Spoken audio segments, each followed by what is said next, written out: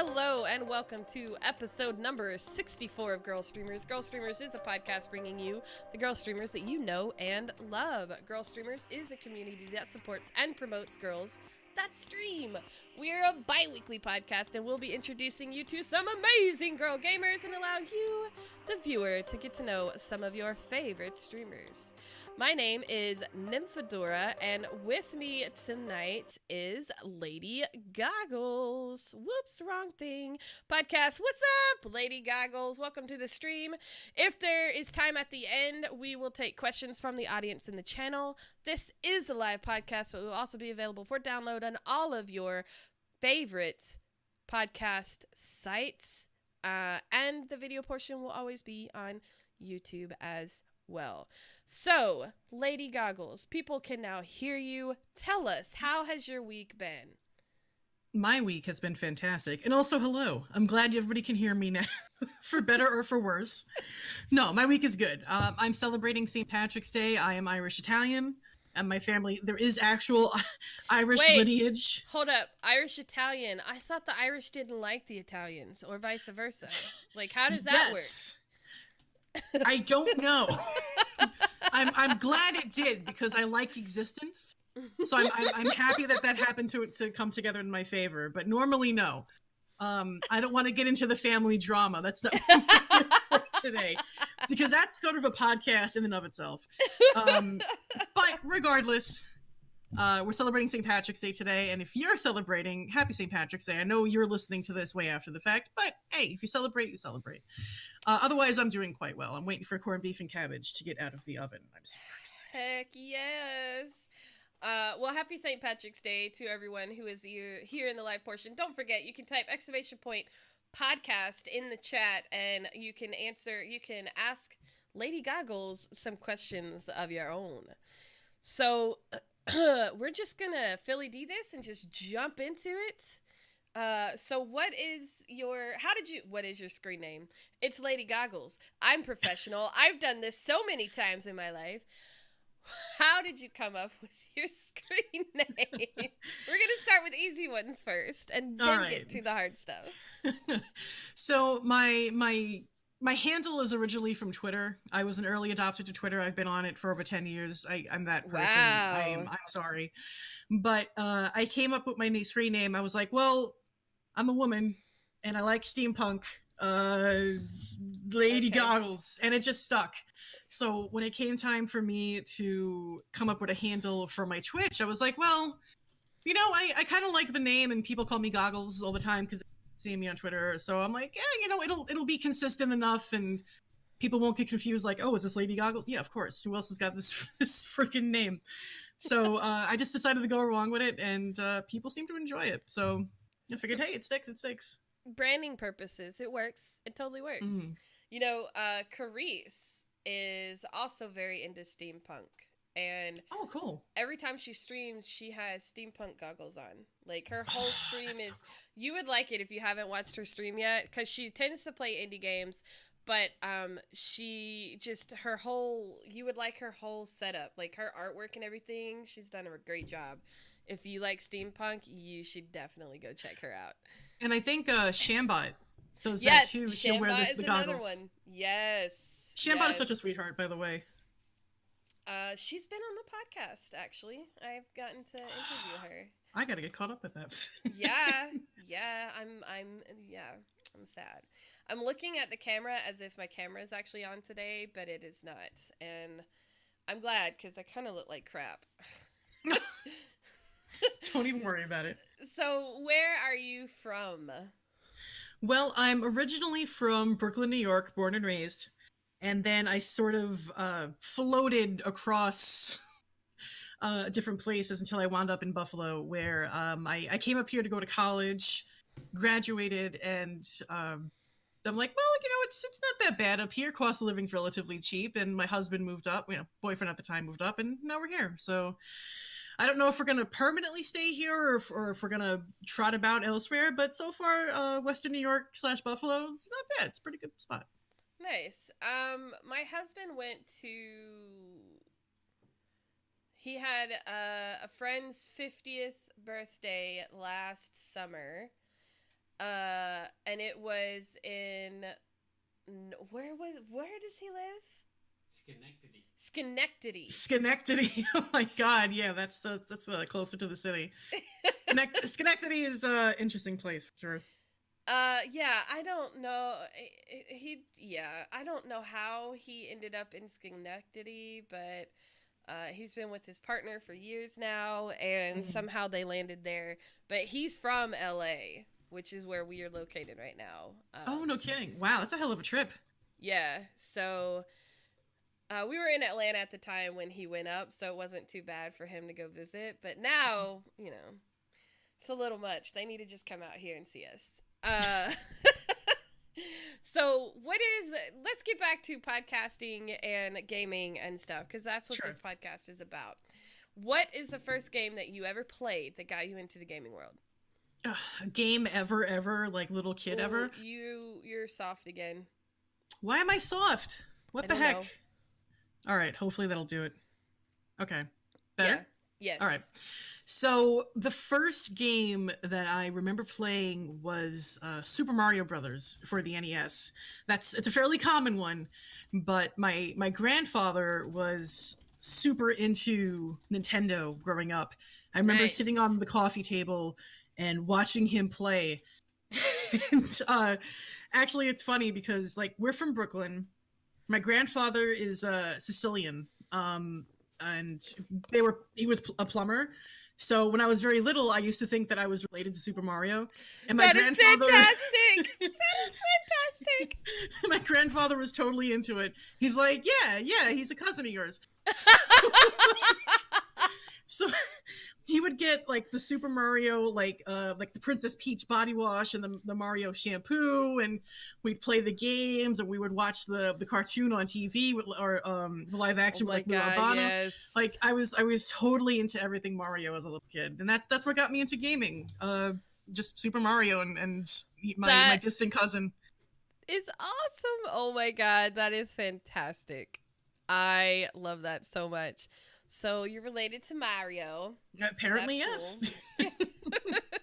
So you said you started Twitter long ago. So when did you see? I joined Twitter, but I didn't really start utilizing it until I started really streaming. So Twitter's kind of backwards for me. Even though I had Twitter, I didn't really utilize it very much. What made you start streaming? Like, why did you decide that's the route you wanted to go? Well, it's not really a long story, but it's a little, I'll try to truncate it. In 2015, I got my bachelor in media production. And from 2015 to the beginning of last year, I really wasn't using it. I was working at a radio station, and that was fine. But I sort of lost the passion I had to do any sort of side projects or any sort of creativity. And at the beginning of 2018, one of my resolutions is, you know what? Okay, I am going to do a YouTube channel. So I bought like YouTube for Dummies, and I was looking up different things. And then a friend of my husband's introduced me to Twitch. Now I knew of it in the peripheries, but I really didn't utilize it. So she introduced me to a streamer called DeviCat. And I was like, whoa, what is this? Like you can draw on stream and people come in and talk to you. And then I investigated it some more, and like it was just this really cool place where you could sit there and interact with people and just have a good time. So instead of jumping to YouTube, I'm like, well, let me give this Twitch thing a shot. So it was something that I kind of did on a whim. I had no idea what I was doing. I still don't have any idea what I'm doing. I mean, do we ever really have really have a true idea of what we're doing? Not at all. I play pretend at being both an adult and a competent streamer. So right, same. But so you haven't been streaming that long. Yeah, I celebrated my 1 year Twitchiversary, I guess, for lack of a better phrase, on the 12th of January this year. Wow. And it's been a journey. It's been a real journey, and I've been privileged to meet so many wonderful people that come into my chat, and like all my regulars and other streamer friends. Like I wouldn't have never met them if I didn't decide to start doing Twitch. It's been a real blast, and I'm very, very grateful. How long you haven't been with Girlstreamers for that long, have you? No, just a couple of months, I think. I love the community. I love Girlstreamers. I lurk because I'm shy AF. So Yeah. like I'm in the Discord and I follow the Twitter and I follow a couple other people, and like it's so fun seeing all the community come together and talk and chat. I just get really intimidated. So like I'm in the periphery and I'm like, I'll just have watch everybody else have fun, and I'll chime in when I can. It's all good. It's all good. I'm glad you came on the podcast. Yeah, because I discovered you because I like to try and hit up people because, you know, we have the going live section, and um, I look at those when I see the purple dots, and that's how I pick people to watch, because especially when they're new, I like to try to see the new people who join us. And hold up, sorry. Uh, had to respond to something. Anyway, that's how I discovered you. I saw you and I was like, Lady Goggles, I like her artwork. Let me go click on it, because the artwork you use for Discord is the little chibi that we have right now for the visual. And I popped in and you were discussing some deep stuff, and I'm like, oh yeah, I'm sold. This chick does not shy away from politics and stuff, and I really like your Twitter. You're intelligent. Like, it is nice to have a conversation with you. And so I have to say, if you guys like to have real discussions about real stuff, Lady Goggles is definitely a great person to go watch, because you get really fun gameplay, but she doesn't shy away from topics, right? And like, we don't discuss heavy topics here on Girl Streamers because this is not a place for that. But I like that. I personally like streamers who, even if I don't agree with them, they talk about those things, because that's what we need to do, right? That's what we're here for. But that's what drew me to you, was the fact that you just don't care, and you know your shit, so that helps too. Well, like, first, I appreciate the kind words. I have imposter syndrome very badly, so when somebody gives me kind words, my first instinct is ow, but no, I do appreciate it. Thank you. I think it's less that I don't care and more that, like, from a demographic perspective, I'm trying to cater to older audiences. So I'm not trying to hit like the teen demographics or the young adults. I'm trying to hit people who are 25 and older, who want to have more nuanced discussions. And being an adult, I think it's important for us to occasionally have conversations about, you know, current events, about politics, about mental health. And you know, it's these conversations are bound to be polarizing at some point, and it's just a matter of knowing when to go, okay, you know, let's drop the topic for the time being, or all right, let's switch over to something a little less heavy. But because most of the people who are my regulars are adults, you know, and they're established, we can have these kinds of conversations. And even when we don't agree, you know, I'm always learning something from them. And I'm fortunate enough that they'll turn around and be like, oh, you know, I learned something today, or I've reflected on this. So it's cool that we have that back and forth. So I love that. And I love that. So I've been watching a lot of, because I really want to improve and up my game for online content creating. I come from, you know, the film industry background, right? So that's what I got my degree in. So I'm kind of finally sort of using my degree. So I feel you on trying to use your degree. Right.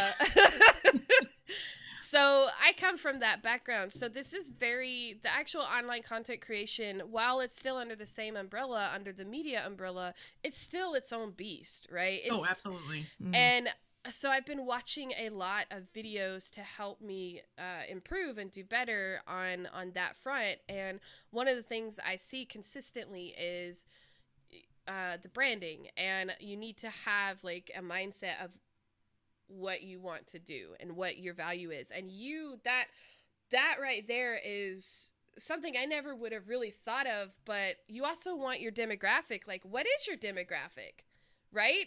Like, I've never once heard anything about that, but that is absolutely important, that you think about that stuff.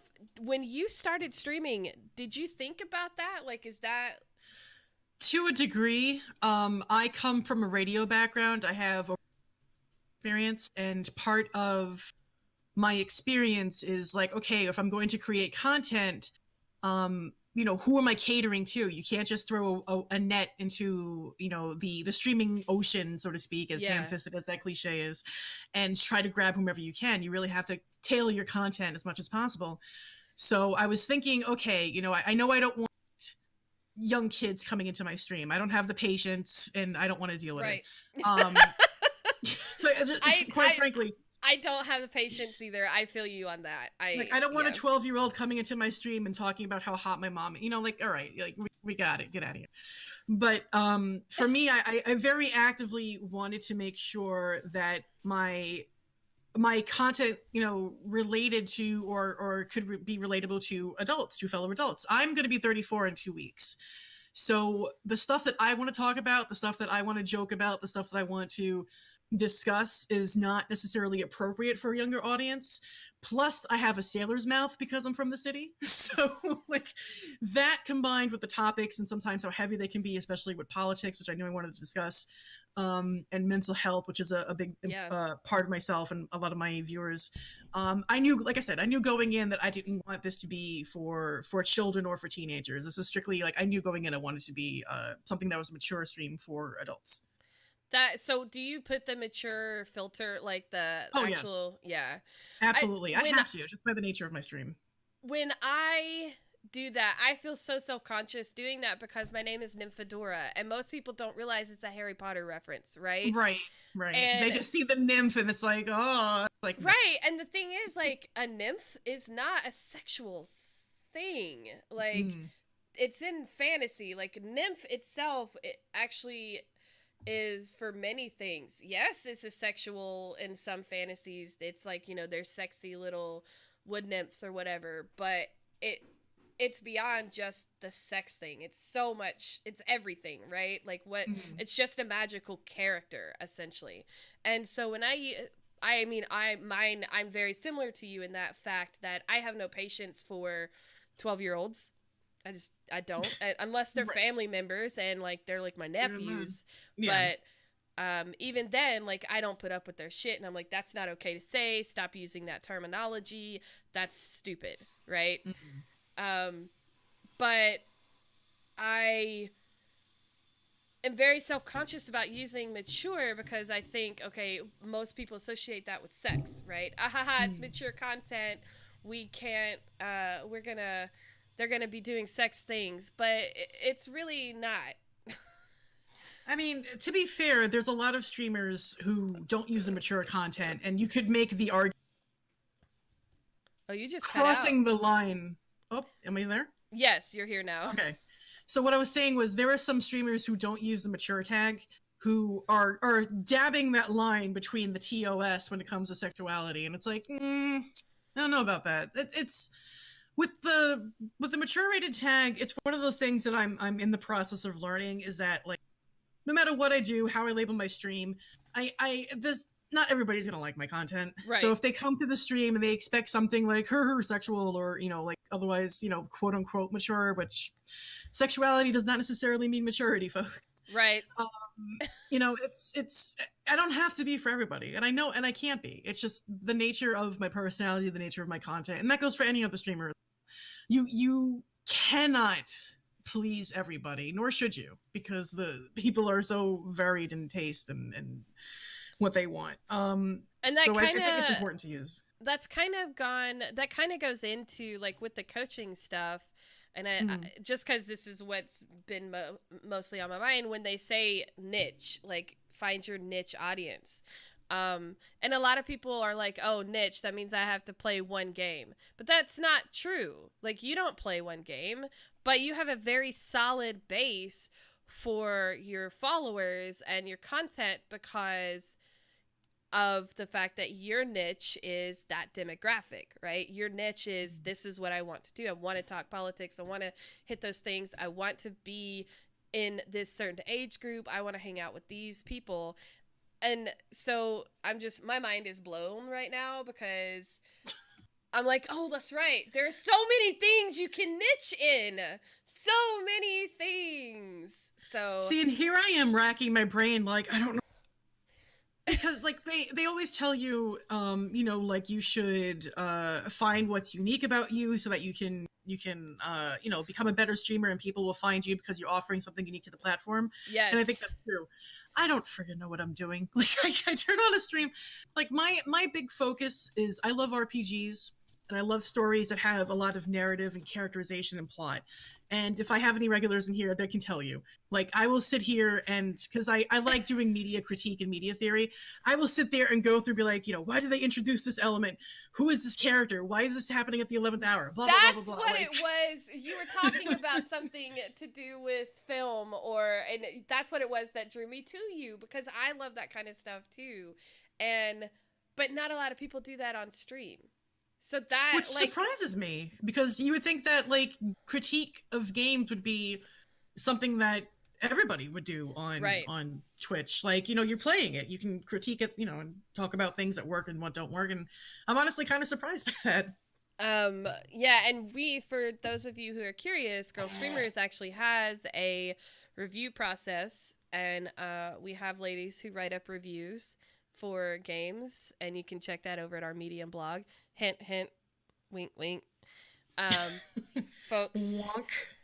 trying to put our stuff out there. So I realize we're getting a little off topic to what my No, it's fine. questions are, but this is how this podcast goes. We just go down whatever rabbit hole you take us, right?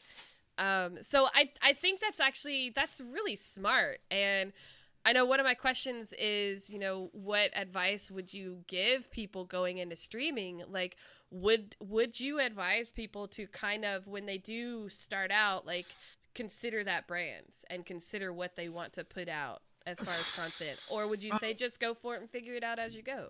Well, for me, my thing was just jumping in feet first and seeing what happens. Although I will say that I've watched a lot of stream coaching content. Like one of the people I watch on the regular, and she's phenomenal. Like, Yeah. she offers so much content, and there's my oven.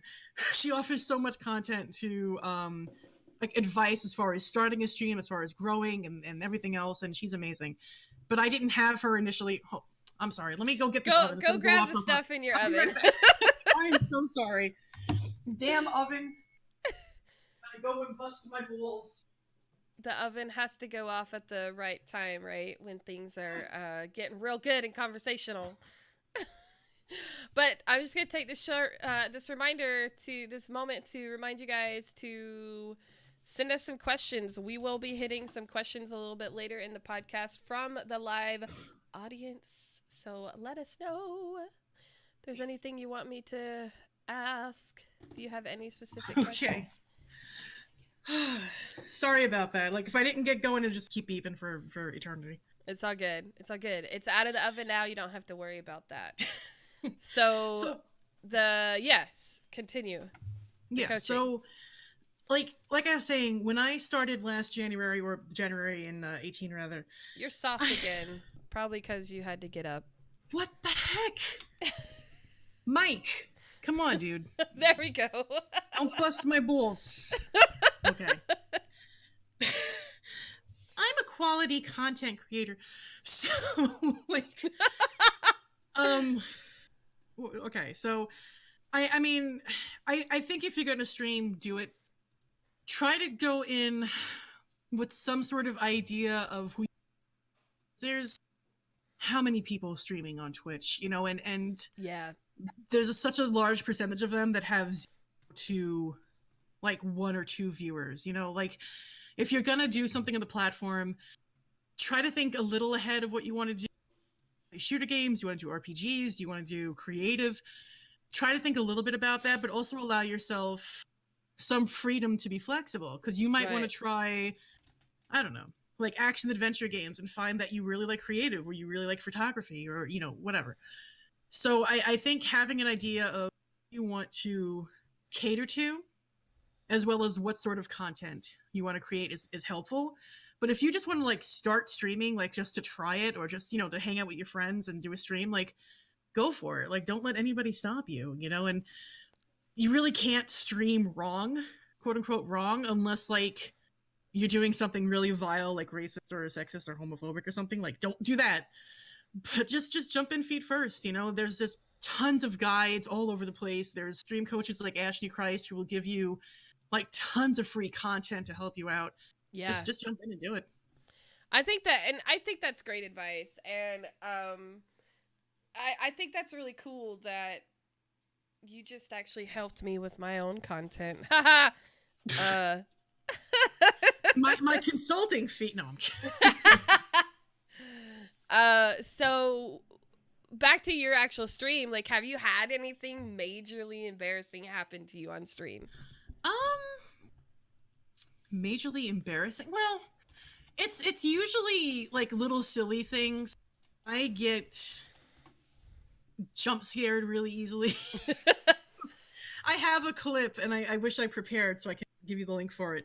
I was playing Fallout 4, and we had to go back into the vault to grab something, and one of the roaches in the vault turned legendary, and it grew like 3 or 4 sizes than the normal roach in the game does. And I hate roaches. Like, they skeeve me out.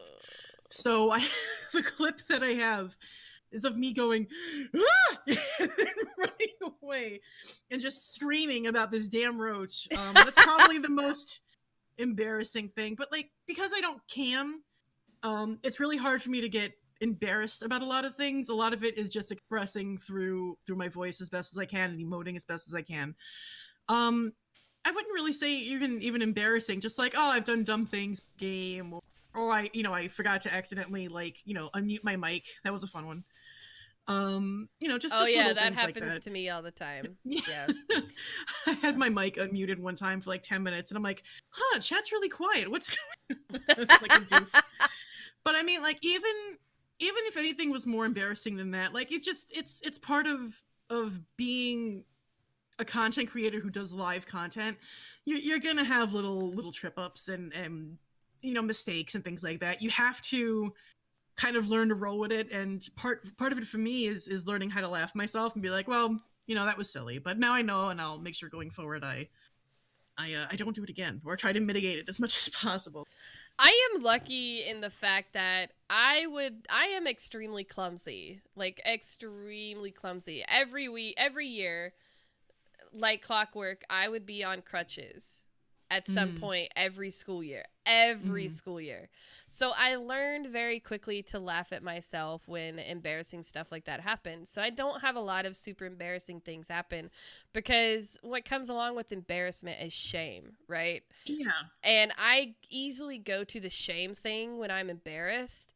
So for me, I had to separate those two. Like, when you fall, that's not a shameful thing. Yes, and it's embarrassing, but for me, when I was very young, I was ashamed because I wasn't perfect, right? And I made a mistake. But I fell. People fall, right? People fall, yeah. But like I couldn't separate those two things. So now, like, very little embarrasses me, because that's how I coped with the embarrassment and the shame that always came together, right? Mm-hmm. Yeah. So yeah, I look at it, I very little, like, that kind of, it's stuff that happens because nobody's perfect, right? Absolutely nobody is perfect. And yeah. For me, I have a bunch of different anxiety things going on in my head. Like generalized anxiety, social anxiety, things like that. And I've always been, you could say overweight, obese. I just say fat for being descriptive. So for me, I've always had that back of my head, like, oh, everybody's staring at me because I'm fat, or because I'm awkward, or because like I wear all black. But now that I'm approaching 34, like, more and more I'm realizing, like, I don't give a good goddamn what you think. Like, you're not paying my bills, you're not putting food in my mouth, you're not married to me. Like, I don't care. Like, it's life is way too short to give a shit about what other people think of you, like, and it's something that I'm still learning, quite frankly. I'm never going to unlearn it, because it's again, I'm there's always going to be moments where that's going to affect you. But the older you get, because I've noticed this too, like, I hit my 30s, also 85 hype. Woo, 1985, baby. Also 85. Thank you very much. I will be 34 in June, so I am not far behind you. Congratulations. And happy early birthday to you. Thank you. So I found when I got in my later 20s, early 30s, was I did give less and less shits, right? I still give a shit about some things, but with age comes that I don't fucking care. Right? It's sort of like that wisdom, and if John Borg is here, wink, he'll tell you, like, it's something that we're sort of socially conditioned to give a crap about. Like, oh, I have to give a crap about what people say. I have to dress the way that's normal. I have to act the way that's normal. Mm-hmm. And what I've come to realize is that I need to be my own person, and I knowing that I am going to die someday, and realizing that I need to live according to other people's wishes, those two can't be compatible for me. So it's like, if I 100% agree with that. Yeah, so like if I have a finite time on this world, I need to do so in a way that I enjoy, that's also not harming people. So if I dress a certain way, if I act a certain way, if I believe certain things, and that's not the status quo, I don't care. Because as long as I am not harming somebody else or infringing on somebody else's rights, I'm living as authentically as I can. And that's what's most important to me. And I think that is something that so many people don't think about from any perspective, right? I agree. I agree 100% with you on that statement.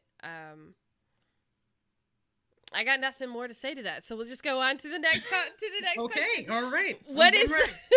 My body is ready. It was a good statement. It was a great statement. So I'm so great at the segues. So we're gonna take this segue and write it over to the next question. What is your most memorable moment while streaming? Oh, man, my most memorable? Oh my god, there's a couple. I was streaming on, I think, Christmas Eve or Christmas Day, just a couple of months ago. And I got a raid from Gothic's Model, who's a streamer who I look up to. Oh, and yes. I was like, ah! Like, I freaked. I would have freaked out too. Yeah, it was so sweet. And I super appreciate, like, I had no expectations. I didn't even think anybody would be on Twitch because it's Christmas, you know, like, people are with their families or celebrating other holidays. Recently I was doing Twitch Sings, and we were just, you know, like, I was just with my community. I and we love just that game. It's so fun. And I was starting to sing Horse with No Name, and one of my regulars, John Borg, he came in, like, just as the song was started and dropped like 5 subs to the community. So, like, I was singing lyrics of thanks on the fly and trying to be entertaining, like, thank you for the gift. Like, honestly, my most memorable experiences are with my community. Like, it's and it's not just like, oh, let me just talk about the subs. It's like, the people who come in and give continuous hosts, the people who will come in and, like, they've had a shitty day at work, but they come to the stream and they can laugh and have a good time. Like, it's that stuff to me sticks out more than anything else. It's fantastic. I love it. I think one of the things that I never really realized, I mean, I sort of realized, but because I'm so heavily invested in working in Girlstreamers, that I forget and tend to neglect my own community, which there's obviously so much crossover. Because I am a co-founder, and I am, you know, a leader in Girlstreamers. So, but I realized a while back that I am neglecting my own community, and it's amazing to, you don't realize that you end up creating these awesome communities in your own little channels, no matter how large you are. Like, these are people that somehow are drawn to you, and they definitely create some of the best moments, honestly. Yeah, it's hard not to when you have a tight knit, good, close group of people that like to hang out, right? It's I think it's beautiful. I think it's absolutely beautiful how it kind of culminates, you know, into this weird little. I know we use communities all the time, right? Yeah. And most people associate communities to things like Girlstreamers or Unified or, you know, all of the other communities that exist out there. But in reality, your channel is a community. It really is. So Yeah, and by nature, it has to be. Like, right. if you want regulars to come in, if you want people to come in all the time and have a good time, you need to cultivate that community. That's not to say I'm the best at it. I have a Discord that I try to engage in as much as I can, but again, I've got social anxiety, so I'm not as engaged as I should be. But like, it's doing the best you can so that the people who do come and the people who do stay are, you know, they want to come back. And I'm not, this next part, I'm not saying to be like, oh, modest and be like, oh, shucks. I still don't get it. Like, I don't understand why people come back. Like, I try to do the best I can with what resources I have and then hope for the best. That's really what it boils down to. That's the imposter syndrome talking, by the way. I struggle. Yeah. I've always struggled with that. And doing research with imposter syndrome, it is more common in, for females, for women. Just because women in general have been put down for so long, right? It kind of goes back to that whole, you know, we've never been good enough to work in a man's world kind of bullcrap, right? So that's why it is so prevalent amongst women, but men deal with it as well. And it is very common in the media industry because it is so volatile, and what is required of us in the media industry, whether you're on screen, off screen, behind the screen, anything in the entertainment industry, media industry, you are relying on other people to accept your work. So rejection, which is the one thing I struggle with the most, which is horrible as a media professional, plays into the imposter syndrome. So because as much as we don't care about what people say, we do have to a point, or else we can't do our jobs, right? Yeah. And I've been fortunate in that, like, the high school that I went to was an art high school, specifically for different types of art. And you learned really quick that you had to first deconstruct constructive critique from people who are just being trollish or people who are just being jerks. Yeah. And then taking the constructive critique and realizing that it is not you they are critiquing. It is your work. Yes. If they did not give a shit, they would not be critiquing your work. So being somebody who works in any sort of media creation, like when I grow up, you know, sort of thing, I want to be an artist. That's my big thing. Right. So it's important to me to get feedback, like not just on my channel, but like how I run my community, any sort of, you know, like sub perks, you know, give me ideas, you know, because I can't grow as a streamer, as an artist, as a content creator, influencer, you know, whatever you want to call it, without that sort of constructive feedback. And it's so vital to make sure that you have that. And at this age, like, I finally learned that and figured that out. And it still hurts. It doesn't matter whether I asked for the criticism or not. It still fucking hurts when you tell me that something I did sucks. But I know, especially depending on who it's coming from, like, you know, you have to discern all of that stuff. I know that even from the shitty people, I can take something from that, something away from it. But you know what, though? Not to interrupt you, but like when somebody, like, say somebody comes into my, which is fine, again, can't cater to her, but they come and be like, oh, your stream sucks. That is lazy ass critique. That's not criticism. Yeah, like, okay, it sucks. Tell me why it sucks. What could I be doing better? You know, is it my layout? Is it my voice? Is it my graphics? Is it the game that I'm playing? Like, tell me why it sucks. So anybody who comes in and is just like being a troll or just like, your stream is garbage. Okay, thank you. There's literally tens of thousands of other people who are streaming that you can tune into. Right. Unless you give me constructive criticism, I'm not going to give a shit. Exactly. It's got to, and that's the key. Like, it's got to be constructive. So when I get those people that say, well, you just suck, that doesn't bother me nearly as much as it used to. Yeah, that's like somebody coming up to me and saying, well, you're fat. Yes. Can I help you? Right? Like, what do you want me to say? Like, yes, you're right. Congratulations, you've got working eyesight. Like, what do I do? You know, like that's not saying anything. You're just being a jackass. That's also a very fair point, and I don't normally respond to I'm breaking one of the cardinal rules I always tell you guys, but Art for the Apocalypse made a very good statement. People who are skilled at giving criticism will do it in a manner that is both constructive and as painless as possible. And I 100% agree with that. And that's why it also matters, like, who it's coming from. Like, because sometimes when you work very closely, I'll be honest, like, I work very closely with the leadership of Girlstreamers, right? Like, we have become these ladies have become some of my favorite people in the entire world. They are some of my closest friends.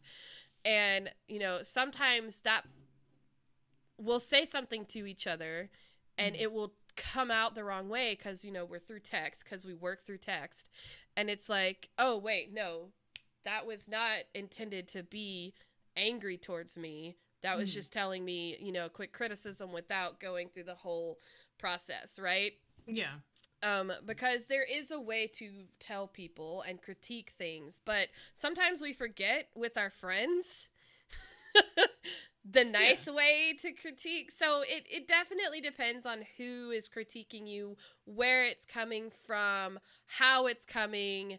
All of that stuff matters. And I forget the point I was trying to make, or even the subject we were talking about now at this point. Going back to talking about Art's point, and it's absolutely true. If you are somebody who regularly gives criticism, you're going to do so in a way that, one, isn't personal. It has nothing to do with the person. There's no ad hominem attacks. It's just, here is the thing to know. What I like to do, it's cliche, but I like doing it. I try to do like the critique sandwich. Oh, the like, comment, the compliment. The compliment, the critique, and then the rounding up with a compliment. Like, I feel like, I don't want to say you're padding. It's cliche, but it works. There's a reason why it works for exactly. Because I think it's just as important to point out what you're doing right, so that the artist or streamer, whoever, can keep doing that thing. Like, oh, I'm doing this right. Okay, that's good to know. I'll make sure I do it next time and going forward. Yes. Agreed.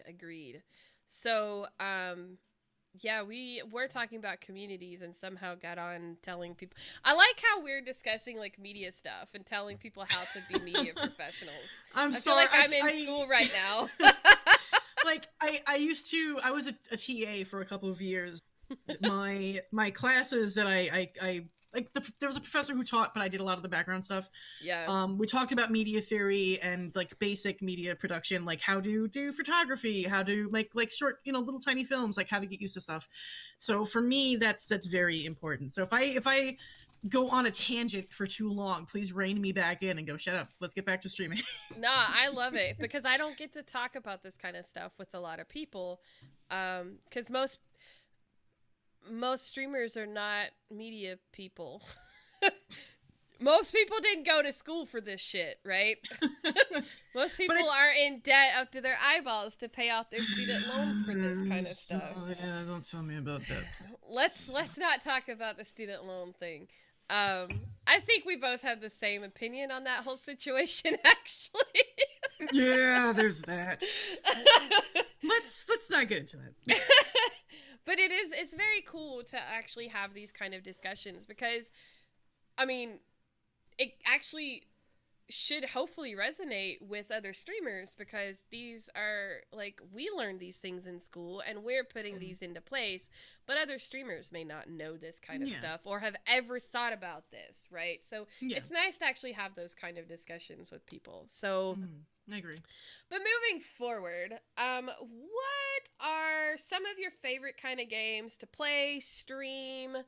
What do you tend to play on your stream? Like, there's, yeah. What are your kind of games? Well, I don't have a main game per se. Like, I know a lot of streamers, play like Destiny a lot, and that's their main game or main focus. I'm definitely more of a variety streamer, but I try to stick within certain genres. Yeah. My big genre is RPG, or otherwise like narrative heavy focused games. So in the past, we've played a lot of BioWare games. We played Jade Empire. We played Dragon Age Origins. We played Dragon Age Inquisition. Dragon Age, good games. Right now, yeah, fantastic. I'm actually thinking about doing another playthrough through Inquisition, but choosing the mages this time and this and that. We'll see. Right now, we're playing through Detroit Become Human, which is a fantastic game to talk about if you want to talk about game critique. To put it mildly. I was actually lurking in your stream the other day when you were playing that, and I don't think I chatted, but yeah, I was like, oh, I do know that apparently he has a very nice butt. Connor does have a nice butt. Yeah, yes. Connor. I couldn't remember the name. I'm like, all right, apparently Connor has a nice butt, because everybody was talking about Connor's ass. But like, it's that wasn't the focus, but it was something that came up. Yes.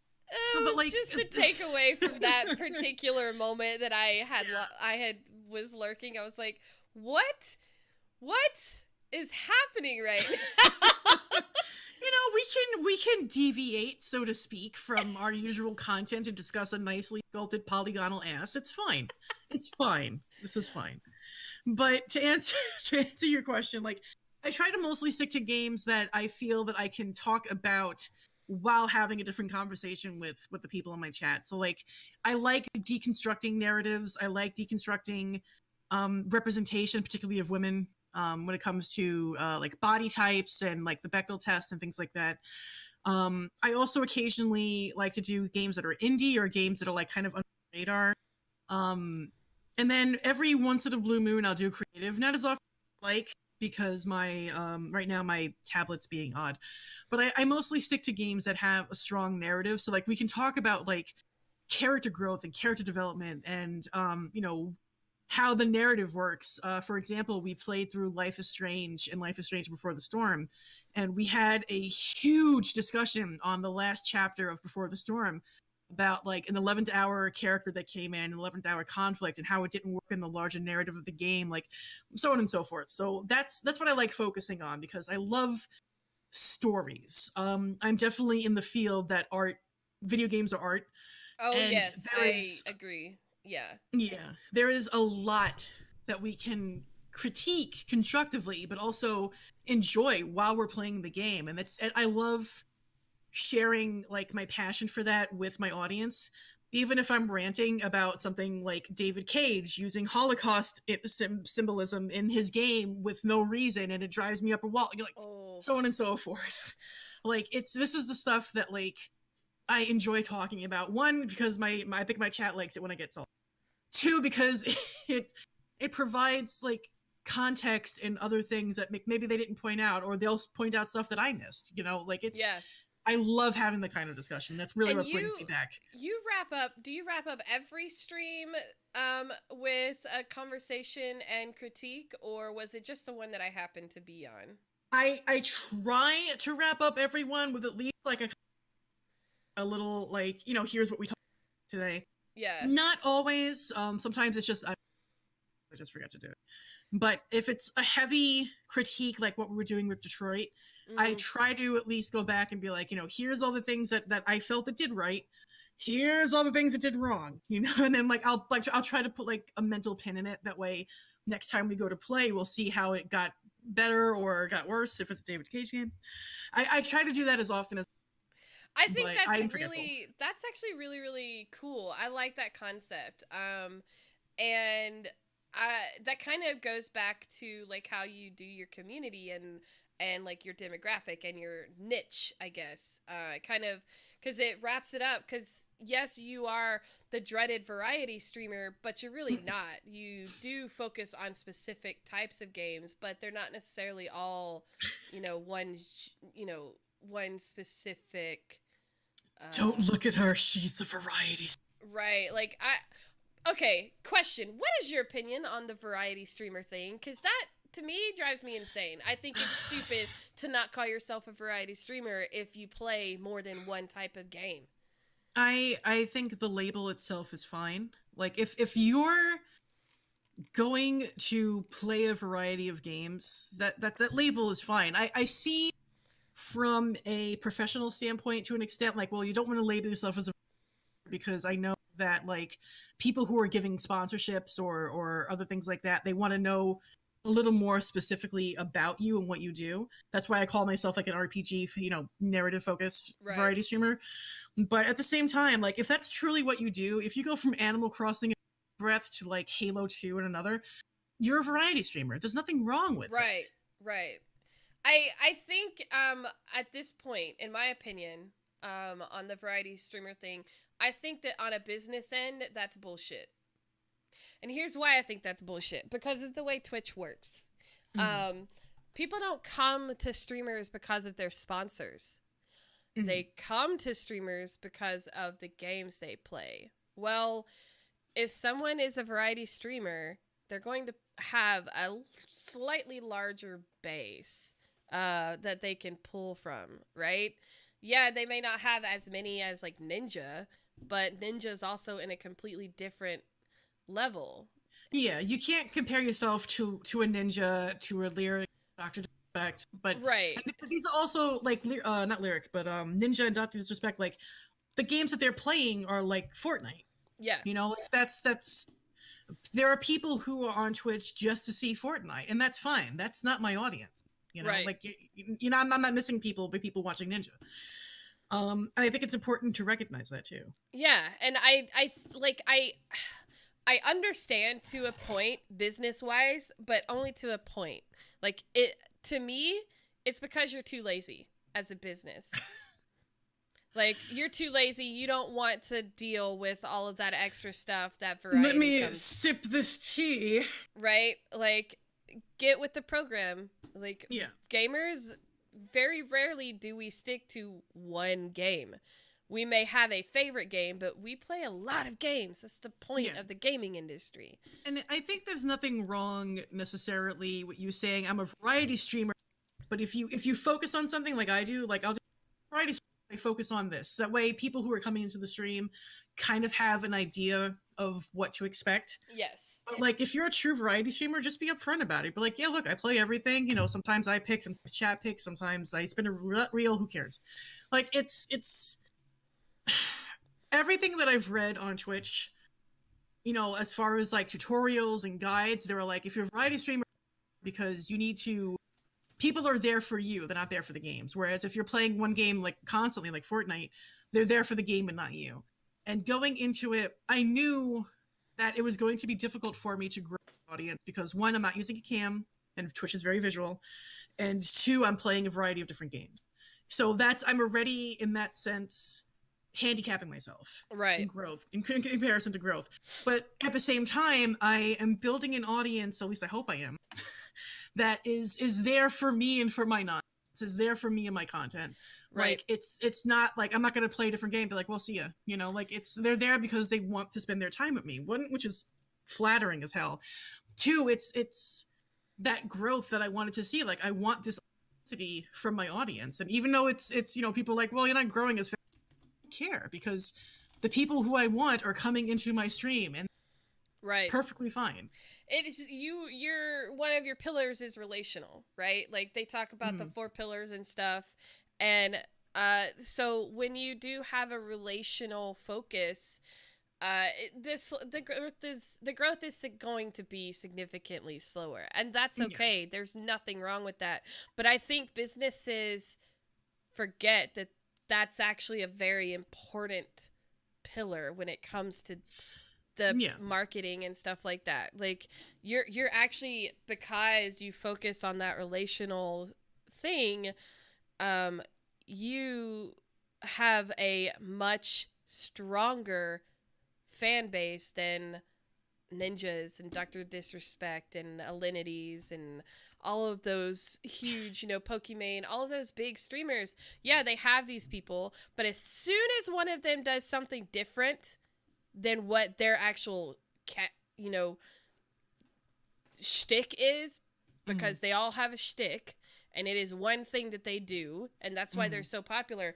If they change it in any way, shape, or form, their people are gone, right? Yeah, and that's one of the dangers of having like a main game, I guess, or having one game to play, because games fade from popularity. You constantly have to stay on trend, and I am not somebody who stays on trend.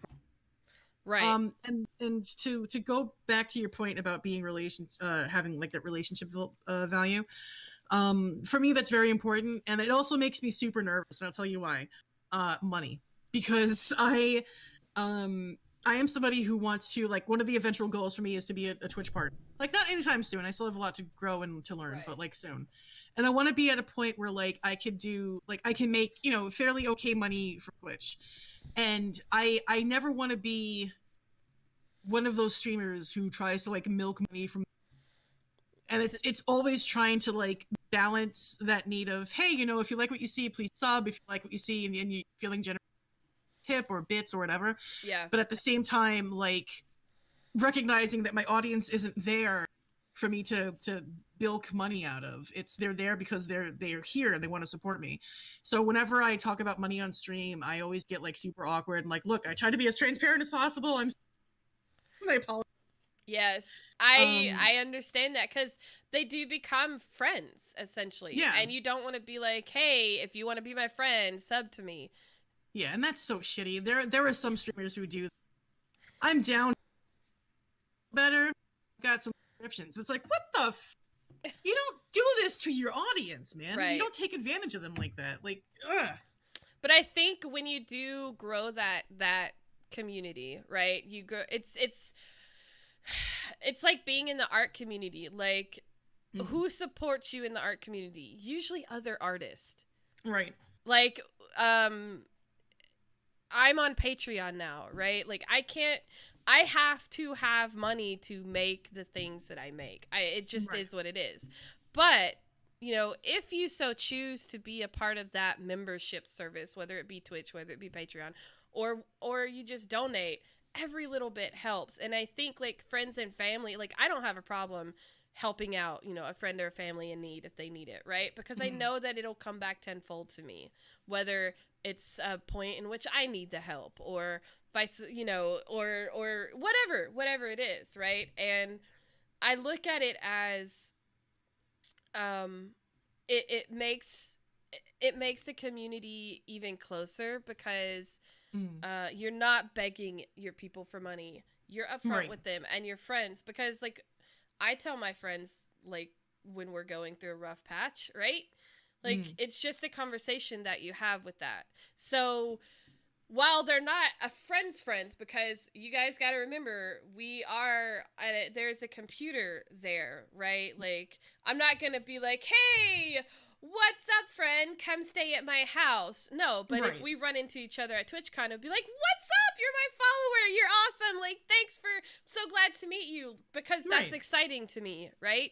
There is that level of friendship, but it's just nice to have people there to converse. And it's okay to say, hey, don't forget, I do have these other things available for you if you so choose to help me out. And because you make those relationships, they know that you're not begging for money. You know what I mean? Right. Whereas going to a much larger streamers thing, you're not going to get that relationship. Two, that they don't care about your money. They don't care about you. They just want your money. And that's not every big streamer or anything. No, but, no. I see what you're saying. But, like, there is a significant level of there's a significant gap between what you can gain relational wise with the much larger streamers versus the mid to smaller streamers. Well, and it's important to know too, that your brain, a human's brain, can only handle so many relationships. I think it's anywhere between 150 to 200 people. Yeah, So Dunbar's number. I was just talking this about. I was literally talking to somebody about this Friday. Yeah, so you understand. So like for you have to consider, like, I've got my husband, mates, my family members who I talk to on occasion, and offline friends. Yeah. So that's it's not a large number because I'm fairly introverted, but that's still a number. And the other thing you have to consider too is that parasocial relationships on Twitch are exceedingly strong. They can be. Most viewers who come into chat realize that, like, this relationship that extends into friendly, and we have conversations, check in with each other's lives. That's as far as it normally goes. Right. Then you have some viewers who come in and don't understand the boundaries of a parasocial relationship. I am currently going through an issue with one of my viewers who does not respect the boundaries. And I constantly have to remind them, hey, shit, you enthusiasm to me. You all of a sudden your microphone keeps going in and out. Why is it doing that? Come on, dude. Come on. So conversation was you two have someone who kind of goes beyond the parasocial relationship. Yeah, and yeah. They mean well. Right. But me and my mods constantly have to remind them, like, hey, look, this is not an appropriate thing to be doing. This is not a way you should act. And it can get frustrating. Well, but on the because you've got that, to them it's a lot closer than what it really is. Right, and that's the nature of a parasocial relationship. It's like when you were a crush, when you were little and you might have had a crush on, like, a boy or something, Yeah. And, like, this person will never know who you are, but you have so much affection towards them, you have so much appreciation for them. That's a parasocial relationship in a nutshell. So it's like, the enthusiasm is appreciated. Thank you for coming into the stream.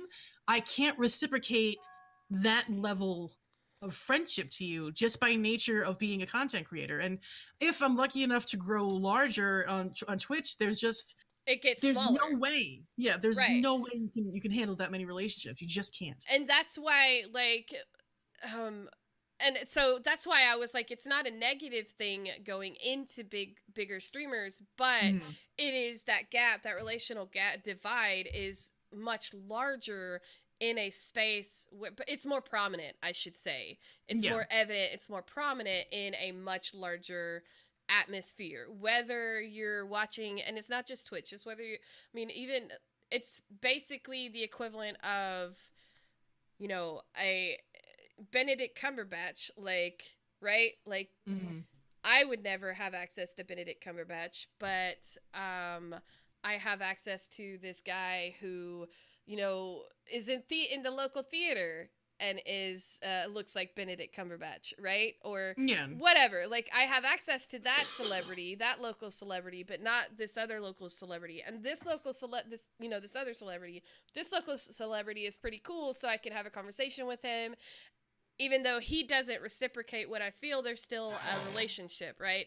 So I equate it to stuff like that. Like, so yes, I can still love and appreciate this bigger guy, but there's also this one that is very, that's local. And weird, the local, I've learned the terminology micro celebrity. That's what Twitch people are. They're micro celebrities, and they, so we have our own issues, and depending on the amount of people who are in your channels, that's your celebrity status. And I say celebrity status, but for lack of a better term, so it's definitely tiered, and Dunbar's number gets maxed out significantly faster the larger your community is. Oh yeah, and if you're networking, you also have to keep in mind that, like, I've made friends on Twitch who stream, and I try to network with them, and not like to get anywhere, but just to be friendly. And I'm in a stream team, and I try to learn people there. So it's not like I'm trying to constantly get from them, I'm trying to give back. So when you account for all of the things that a streamer has to do, or a content creator, if you're into the YouTube, right? The YouTube, I sound like I'm in my 80s. Are you into the YouTube?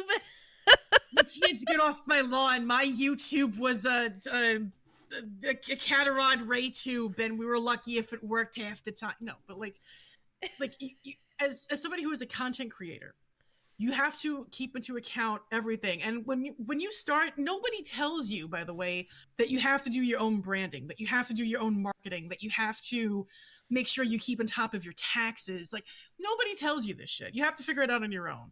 And that, like, for anybody else who is starting a business, and this is what this is, nobody else would have that lack of information. Anybody else going into business would have that background.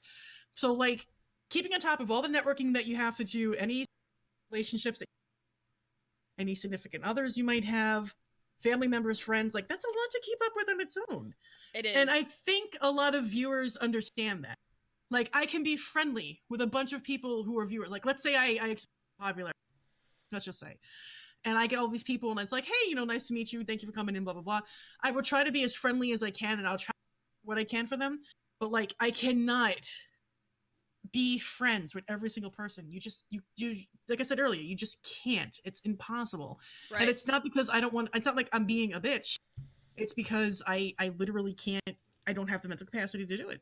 And some people's Dunbar number is lower than others. Everybody is different, right? And so when you have these, when and Ashley Christ actually has a video specifically about this topic. When you do hit your Dunbar's number, that's when you get burned out very easily. So, and when that pillar is one of your community things, that's why your growth is so much slower, because the quality of relationship is going to be much different versus the quality of relationship in a significantly larger community. So there's a lot of things to think about when you do start streaming. And these are just some of the things. So that's why, to circle back to the money thing, I think it's, as much as it makes us feel weird, those people, not the ones who don't understand parasocial relationships, but those people who are in our communities, they understand we're not begging them for money, right? Yeah. They understand how this works. And most people, like you said, are in parasocial relationships. They totally get what Twitch is, and so they don't have a problem, donating if they want to donate. And I think I think that's such a beautiful thing, because it's such a cool balance. It's almost like the barter system, right? Like it's like, nobody's forcing you to pay. Right. Streamers who have morals rather shouldn't be forcing you to pay. But, like, it's like, hey, if you like my content, bills or anything, you just cut out for a long time at that point. What if you like my content? Geez. What? But it's like, hey, if you like my content and your financial and your giving isn't going to hurt you or your bills, if you feel like my content's worth it, that'd be great. If not, hey, I'm still gonna be here. I'm still gonna do my content. I'm still gonna be a doof. Yeah. Like, and I think that's fine. Like, a quick tangent, but one of my regulars was like, oh, you should do a subathon, get more emotes, etc. And I felt like, I was like, oh, it's a really good idea, but then I felt awkward, like, I don't want to take advantage of people, like, it's this weird tug of war that, like, money is such a psychological trigger for a lot of people. And it's like, I never want to be that person who intentionally is like, give me your money, like, but on the other hand, it's like, I could use the help. My husband works full time. He's the big income earner right now. We had to get a new car because our car broke down. So it's like, now we're paying onto the car. So it's like, how do I balance that thing of, well, the money really could help, and also, like, not begging for money. You know what I mean? It's awkward. It's awkward. It is. Money is awkward. It is. But also remember, you're not asking one person to pay you a bunch of money. So there is that, like, that's what I remind myself of. Now, when I have followers who like sub on me, that makes me feel awkward as hell. Like, that is awkward to me. I'm like, don't give me so much money. Stop. Like, just stop. Like, stop it. It doesn't happen all the time, but when it does, it's awkward every time. It's appreciated. Like nobody's been like, oh, what? You know, but it's like, oh my God, thank you. You know, like, but it's just one of those things. But money's a very awkward topic. It is. It's so awkward. So, I'm going to skip a bunch of my questions that I sent you because of the way the conversation's been going, and sure. I love it. So, kind of on this topic, like, what is the importance, because you're talking about triggering, and you, because it is a trigger for a lot of people, mental health is one of your focuses personally. What is the importance of accessibility that you believe in for the gaming world? The importance of accessibility. Let me think about that first. Like, I mean, obviously you want to be as accessible, as engaging that you can to people. Right. I think specifically when it comes to terms as far as streaming goes, you just want to be mindful that not everybody has the same capabilities mentally as you do. Right. Like there are people who are neurotypical, which, you know, obviously that's fine, that's great. But you have people on here who have issues, and you just have to keep that in mind. It's like, it's not censoring yourself, but like being mindful of certain phrases might be insensitive, right? Like, so say, like, instead of saying like, and forgive me if I'm offending, I'm just using this as an example. Like, somebody is watching something, it's like, oh, that's retarded. And it's like, let's not say that. You know, let's not say that word. It's not the greatest word to use. Yeah. Again, I use that as an illustrative to upset that. Right. But it's mental health, and I say this as somebody, I'm not by any means a mental health professional. So let me just get that out of the way, right? I go to therapy a lot. That's my extent of professionalism when it comes to mental health. There is such a stigma in America, and I'm sure, you know, in the world too, but I can only speak with the American experience. When it comes to mental health, people think they're alone. People think that they're crazy. Other people think that they're that they're crazy. People don't want to talk about it because it's such an isolating experience. Like, you know, like, I've got depression, PTSD, I deal with other issues. And I only bring it up in the context of like, or I try to, like, hey, you are not alone in this. Other people deal with this. And I think recognizing it is a good step to accessibility, because then we can have, I think, eventually better representation, better access of materials, better games that could address these issues in a way that is both poignant and makes sense and is sensitive to the people who deal with those issues. That's just mental health. I mean, we can talk about accessibility for physically disabled gamers, right? And how all that works. But I'm mostly speaking from the perspective of mental health. No, I think that's a very valid point. Like, when we become aware of, when we're mindful of more than just ourselves, it tends to help us make the world a little bit better. Yeah. And there's something, and like, you know, don't get me wrong, depression is something I would never wish on somebody, but there's something comforting in knowing that you have depression too. I thought it was just me, you know, like, it's, you know, how do you deal with it? And just having that sense of solidarity. And it doesn't necessarily have to be depression. It could be whatever, you know.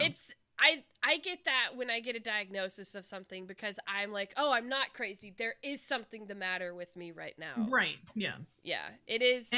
There's comfort in numbers. There is. I mean, as much as like being disabled, being mentally disabled, you know, struggling with, you know, a broken arm or a broken foot, or, you know, any of that kind of stuff, having other people, knowing that you're not alone, it's huge. Like, when I had PCOS, when I was diagnosed finally after 30 something years with PCOS, people came out of the woodworks to tell me, oh yeah, I struggle with that as well. And I'm like, what? Right. And it's like, so oh, common. you know. But these are things we don't talk about, right? Because they're you don't need to talk about the fact that you bleed out of your vagina once a month.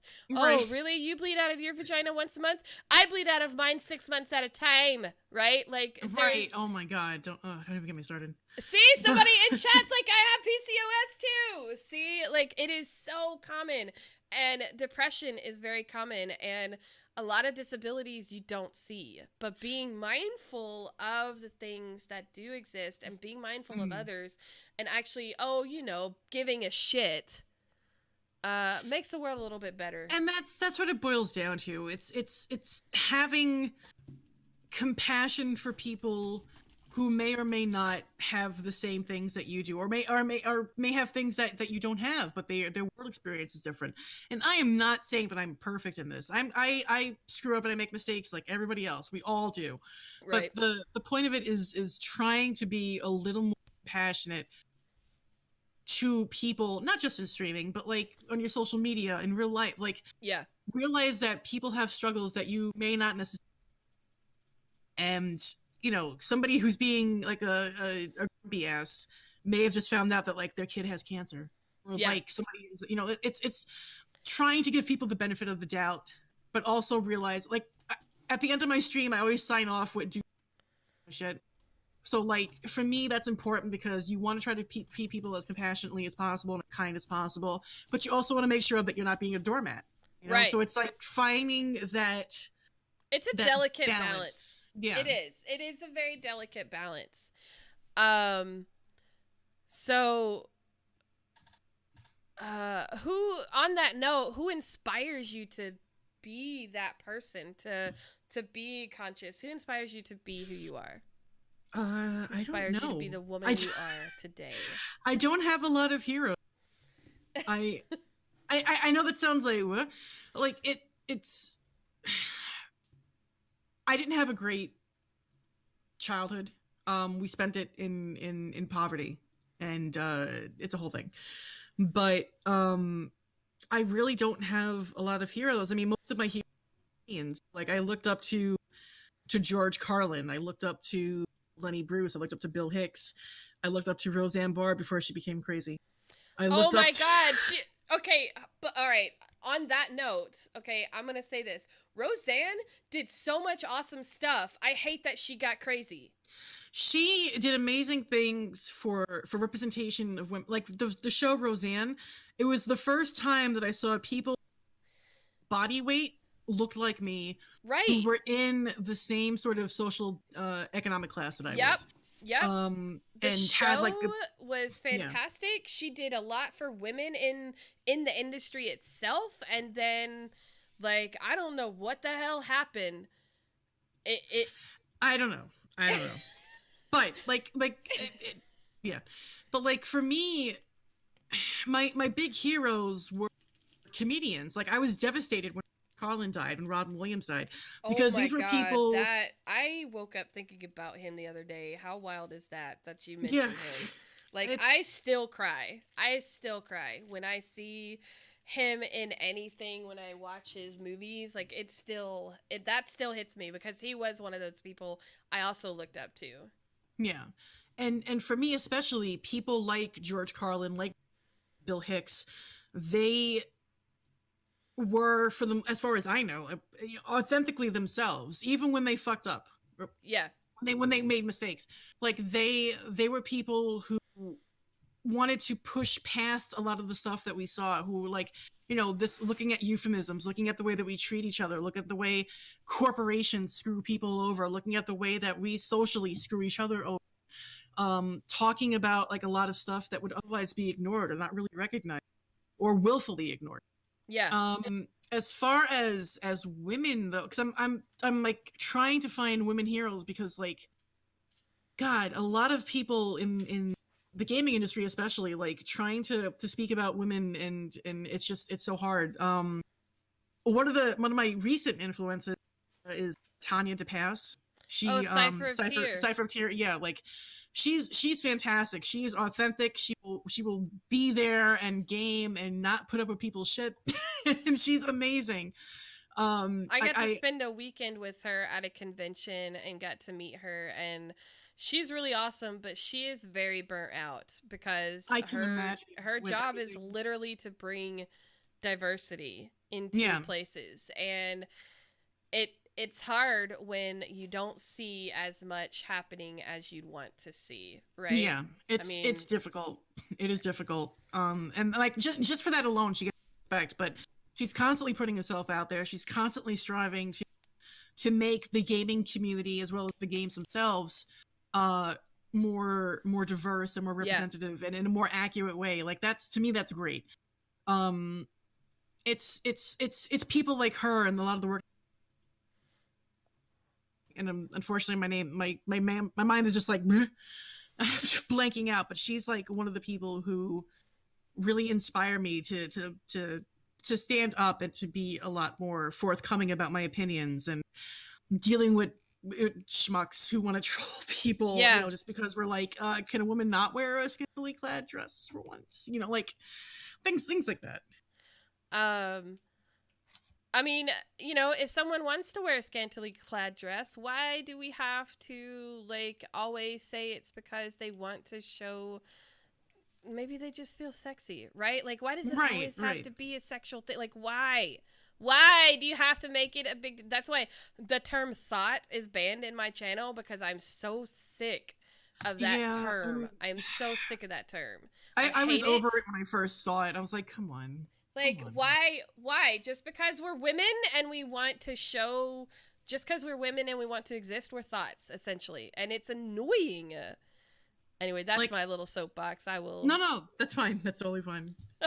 So, so what do you like about being a part of communities like Girlstreamers, specifically Girlstreamers? But what is it then that you enjoy about being a part of these communities? Well, like I said before, with girl streamers especially, like I love seeing women support each other because, god damn, is that hard to find in the game It time? is. Like, it's seeing a community that's specifically like, yeah, this is for women. We support each other and we go from there. And like I said, I don't communicate as often as I should because I am shy and because I how to Discord. I'm the worst at it. But like seeing women uplift each other is so important, especially since women are encouraged to be competitive against each other, and it's like there's no reason Yeah. for it. Like we can raise each other up. um Well, a rising tide lifts all ships. So, exactly. And I was fortunate enough to, and going back to communities, to be accepted into Green Dumpling's stream team, so I've been more active on there, just nature of the team.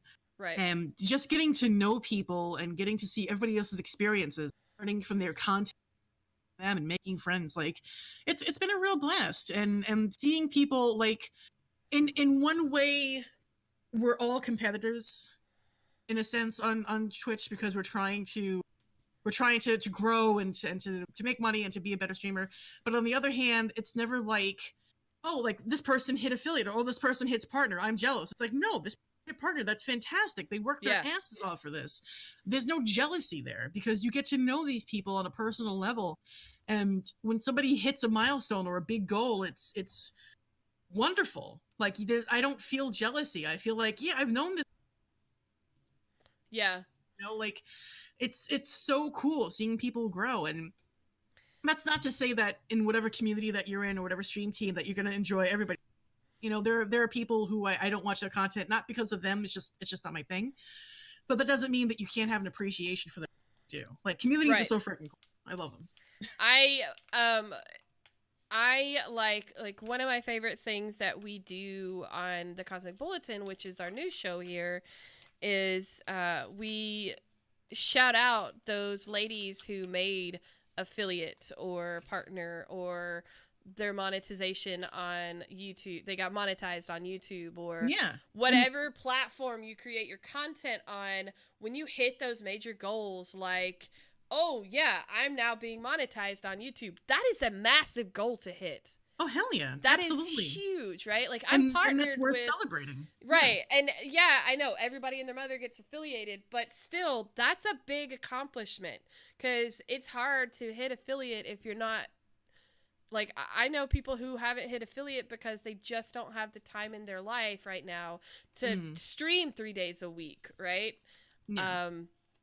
And that's okay. So it's still, yes, it is one of the easier milestones to hit, but it's still something worth celebrating because you are working towards a goal. And I think, yeah, that's one of my favorite things is celebrating that stuff. And I like that on the back end of Girlstreamers, like, we really strive to also be that uplifting person, right? Like, you as a leader, and it's weird to call myself a leader, but I am a leader. If we're not practicing what we're preaching, our community is going to be a reflection of that, right? Like, exactly. Your community is a direct reflection of what your leadership is. Period. So when you have a bad experience with the bad communities, and we don't name names here at this. Yeah. This is not, but we do have a lot of people who have come into Girlstreamers and said, I don't like this or that or whatever. And we learn from that because your community is a direct reflection of your leadership. And not everybody is going to agree. We've had people leave because they don't like the way we run the community, and that's fine. But not one person who has left the community has said, oh, they're terrible. Right. Like, and that means you're doing something right. Like, I should take that back. We've had maybe 2 people leave and try to start crap about us, but it fizzled very quickly because we're not that way. They just didn't like the way we ran things. You get what I'm saying? So and that goes back to critique earlier. Like, you're not going to be able to please everybody. You know, exactly. Like, if there's something to learn from that, then go. But otherwise, okay, find somebody else. You know, thank you for being here. That's right. It. And we don't, we don't support that whole, we don't support the whole notion of,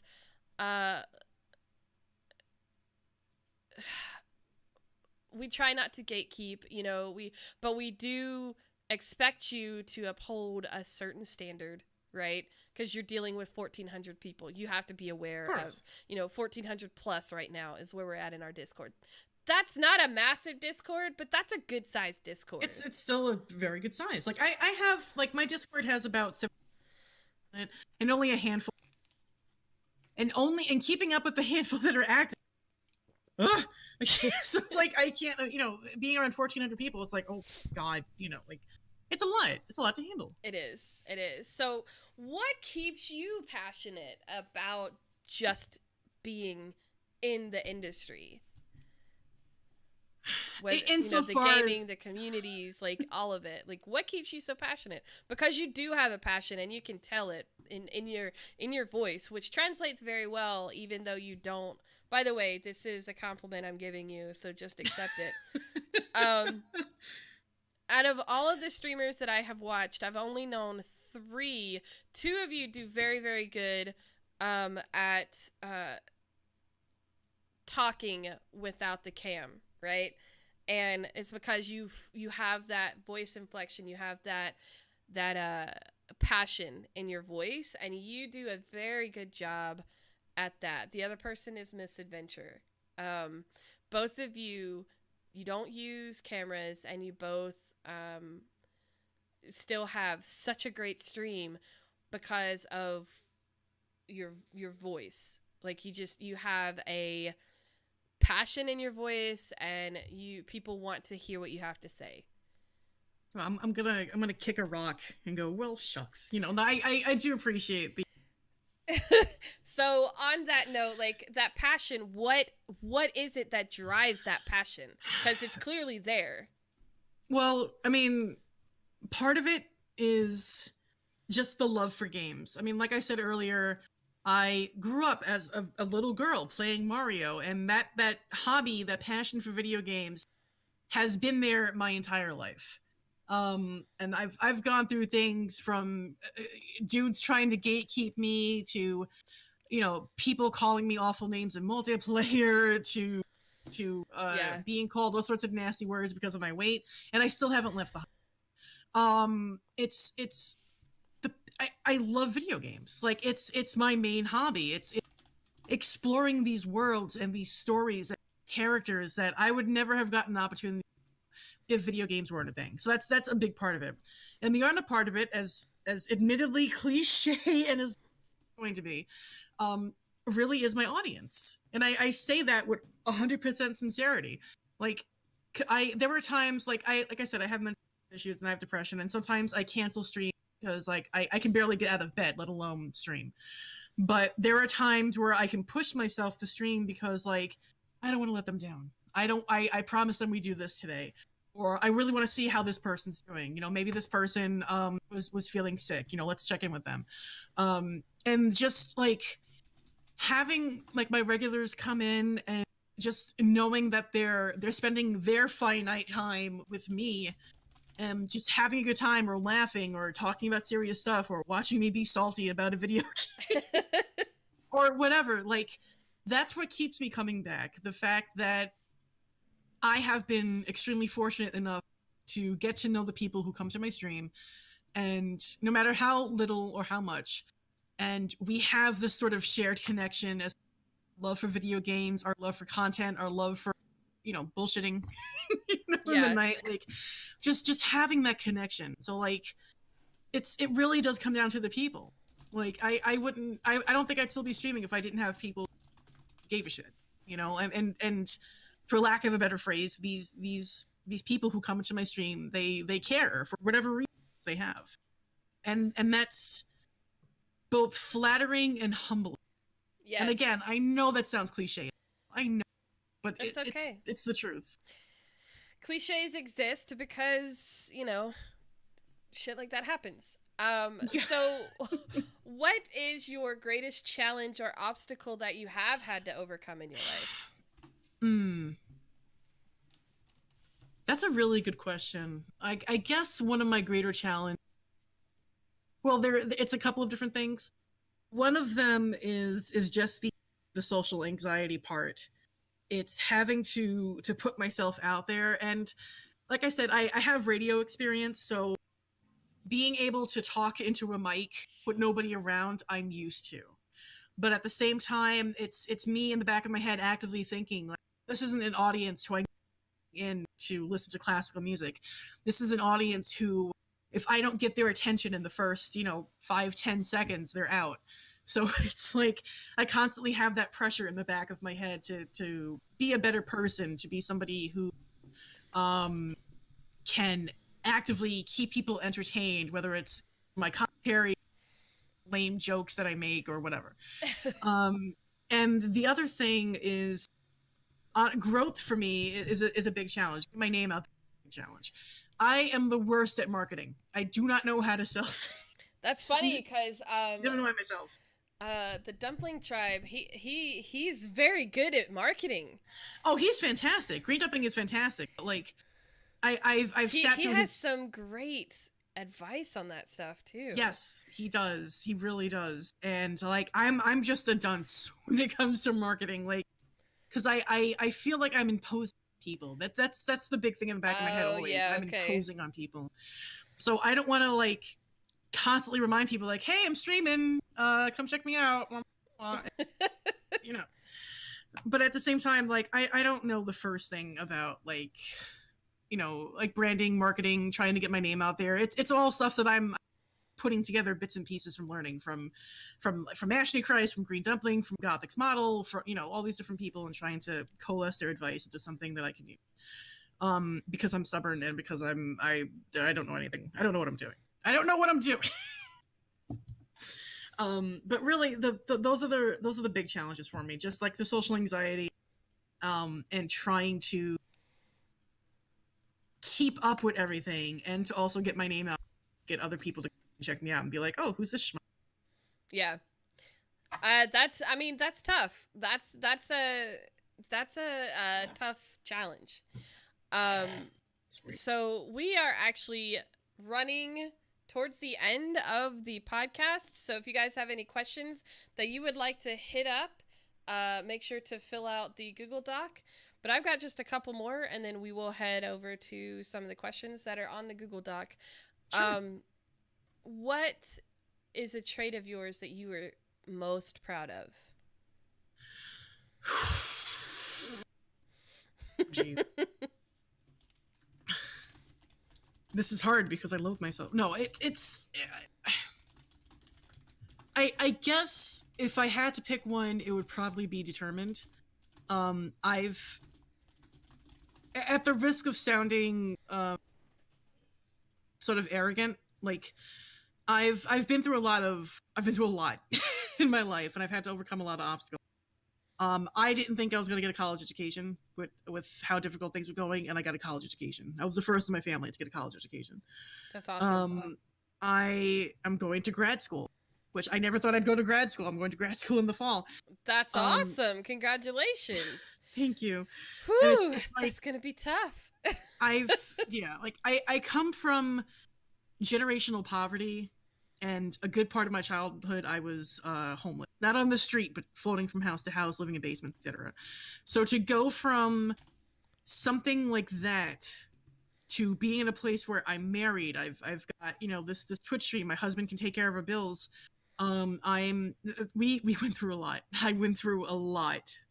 And if it wasn't for the fact that I had some sort of determination, I had some sort of drive to push me through and to get me out of those situations and better, I don't think I'd still be alive if I didn't have that drive. So I would say that determination, for sure. I think that's a great trait. So what would you say is your greatest insecurity? Oh, God. The fact that I hate myself. It's, I laugh it off, but honestly, my self-esteem is really poor. And a lot of that goes back to the childhood stuff, and which I won't get into. But a lot of it is just, I am somebody who, on one hand, I am privileged because I'm white, and there's a lot of systemic issues about as far as white privilege in America and things like that. On the other hand, being a woman who is fat, and being a woman who has lived in poverty for most of her life, has led to situations where I had no faith in myself.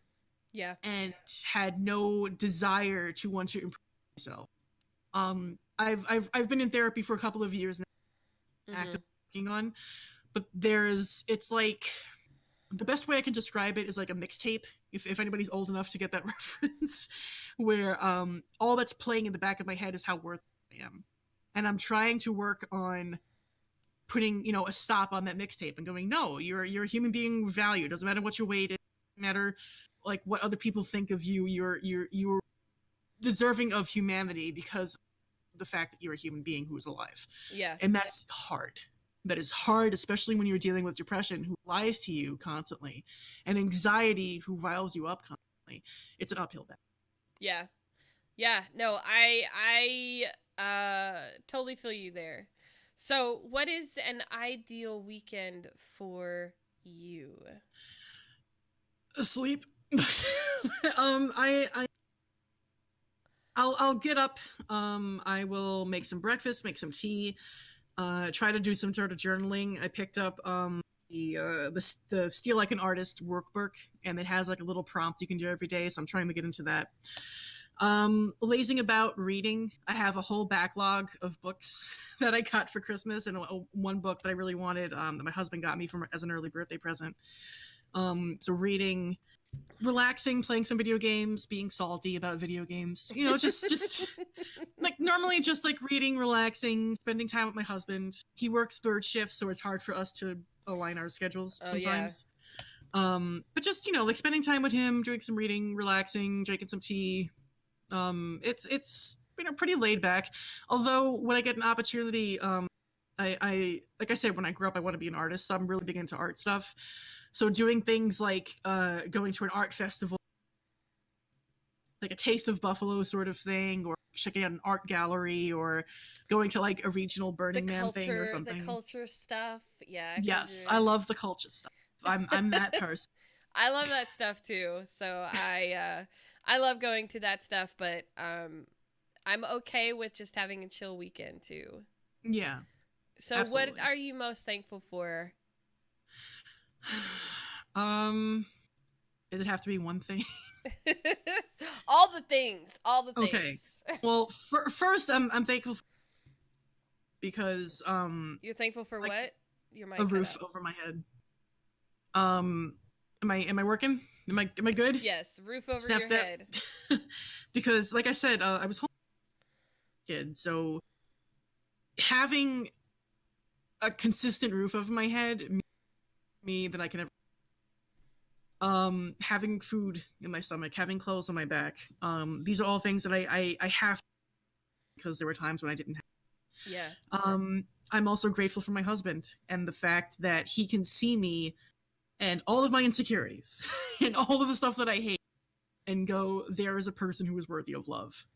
And Oh, you're you gonna know what I make mean? me cry. It's so I'm gonna make sweet. myself cry. Like he's I love it. he's wonderful. And When you find that person, that is probably one of the most surreal things to ever experience. it really is. It really is. Yeah. I hope he doesn't listen to this. Now I'm crying if and you I want to tell go him make out with my husband. Thank you. if you tell him this, I'll deny it up and down.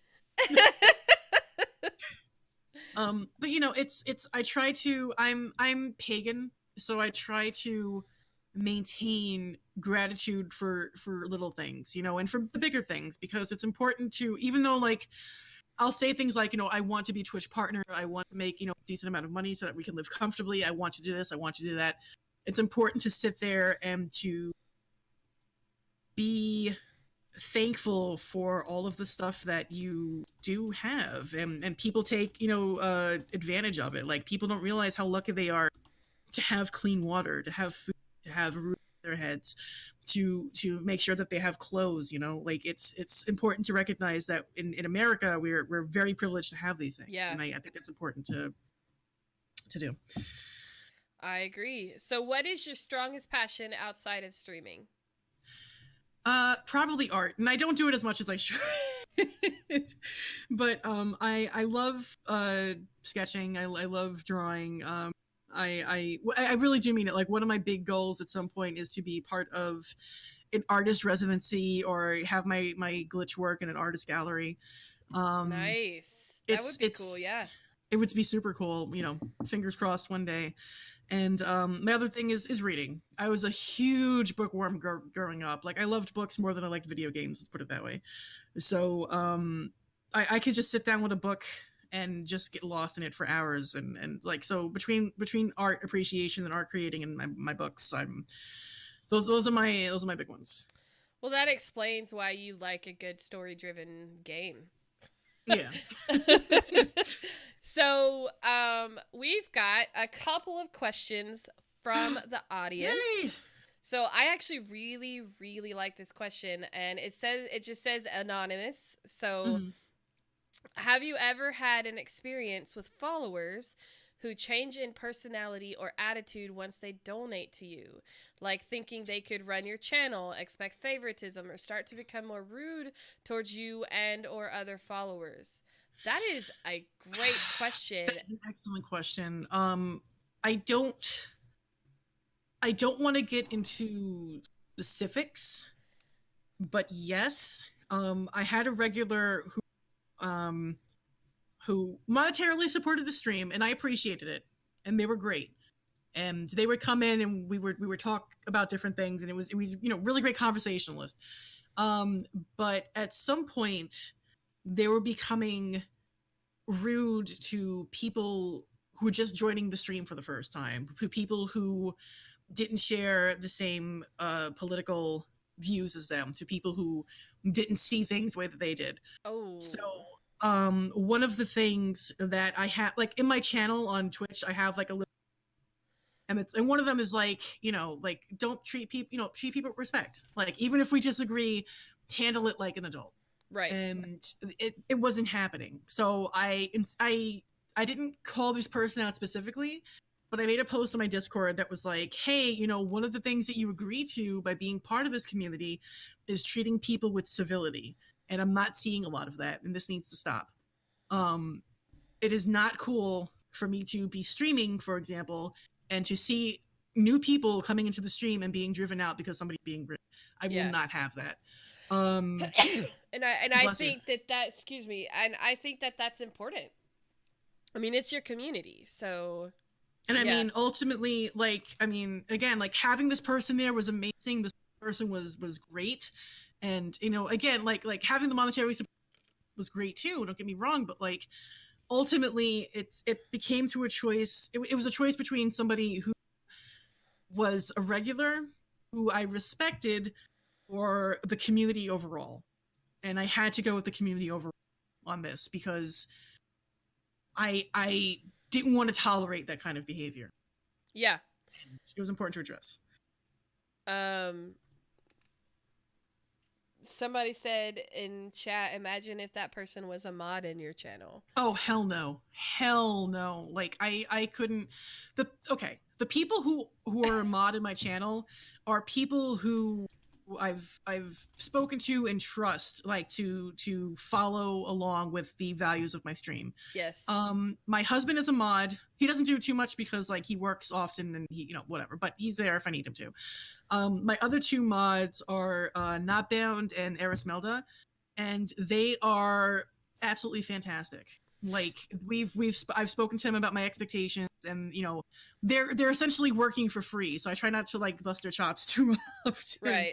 But like we're all on the same page, and they, you know, I come to them with suggestions. They come to suggestions, bounce off each other. You know, I have implicit trust in them that they would make the right decisions. Like if I'm not there, or if I'm like really engaged in a game and I can't see what's going on in chat, I trust that they'll make the right decisions. They're mature enough to handle that sort of thing. Yeah. Modding, as much as you don't want to call it a job, it is a job. But it's and I think a lot of people. All right, I'm gonna interrupt you for a second. Mods are important, and I had to get rid of a bunch of my mods because they just disappeared. And the thing is, we as a streamer, you are trusting someone to help you moderate your channel, right? When you start out, you don't necessarily need a mod and you can moderate your own channel, but there are points in your career as a Twitch streamer that you can't do it by yourself anymore. Right. And no, we don't pay our mods. We do rely on you guys to be volunteer. But if you accept that position, you got to step up your game and do your job, right? So if you just disappear without a trace and don't tell the streamer why you disappeared or that you're disappearing, that's screwed up, okay? We get if you, like, sorry. The moderator, I've had a really bad experience with moderators. And so I didn't want to have to be all, hey mods, this is what I expect from you. But at some point you do have to have those conversations and say, look, I know I don't pay you, but I do really, really need you to be on the same page as me if you are going to play, if you are going to be my mod. Yeah. And like I have a little like staff room space in my Discord that I use to talk to my mods. And like I've been very fortunate that my mods haven't like been that. Like they'll always tell me like, hey, you know, I'm late or something, or I can't make it to something personal. And it's like, yeah, you know, no problem. Thank you for letting me know. So right. I know what to expect. Just that communication is what's key. Like mods are gonna burn out. They totally of course. Burn out. Yeah, like mods are gonna burn out like streamers. And I can be like, okay, because I had to have that awkward conversation of, are you ever coming back to my stream? Because I now have 20 mods in my channel because I'm having to mod people because they're there now versus people who are not there. And I deleted like 15 mods because they just disappeared. Yeah, like I have a forum that I'll open up occasionally, like, hey, I'm looking. And one of them is, can you dedicate to coming to at least, because I stream 3 times a week, can you come to at least 2 of them consistently? Yeah. Can you be here at this time? are you cool with upholding like my values, like no racism, no sexism, no homophobia, treating people with respect, blah blah blah. And if you can't, that's fine. That just means that you're not that, but that doesn't mean you can't come to the stream. It's just not going to make. And it's difficult because I'm a mod on a channel, and like it's not like as serious. Like he's really laid back. He does retro stuff and a variety of stuff, and like we usually don't get any trolls, but every once in a while it's like I need to like step up my game and be like, oh stuff, like I need to. Sometimes you just get burnt out as a mod because there's so much you have to take into account, and you don't want to step on people's toes or like censor them or anything, but at the same time, like you're doing this to help a streamer, like you're doing this to help them out. So it's not an easy gig. I have nothing but respect for moderators who yeah, it's hard. That's why like most of my mods are people I actually play games with, because I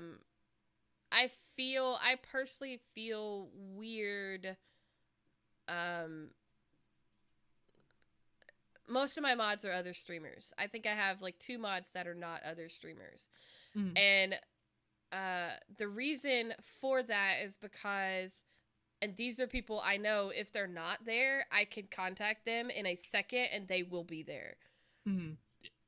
Because I modded people I didn't play. I modded people that were not streamers, so they didn't understand the weight of the responsibility. In the moderation, in the modding thing, and whereas other streamers seem to understand that weight a little bit more. And a quick related tangent. Oh, I'm sorry. Go ahead. No. A quick related tangent. Like you always get those people that come into your stream and like you've never seen their name. You have no idea who they are. And they'd be like, "Oh, can I get mod?" And it's like, no. Why the hell would I get you mod? Who are you? I've never seen you in my stream. Like, get out of here. And you have to laugh because it's like, no, of course not. Why would you even ask? Yeah. So I it's hard to find that, again, a balance. That seems to be our running theme for this podcast, is it's a delicate balance. But because I mean, we don't pay our mods, and you do a lot for the community, for our channels and stuff, and I appreciate every one of my mods. And I know a lot of streamers try to do something, even if it's not a monetization, they try to do something special for their mods to make them feel,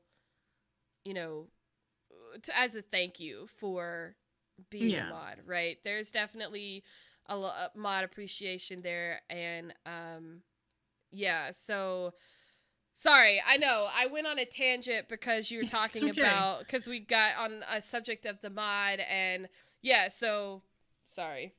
No, it's fine.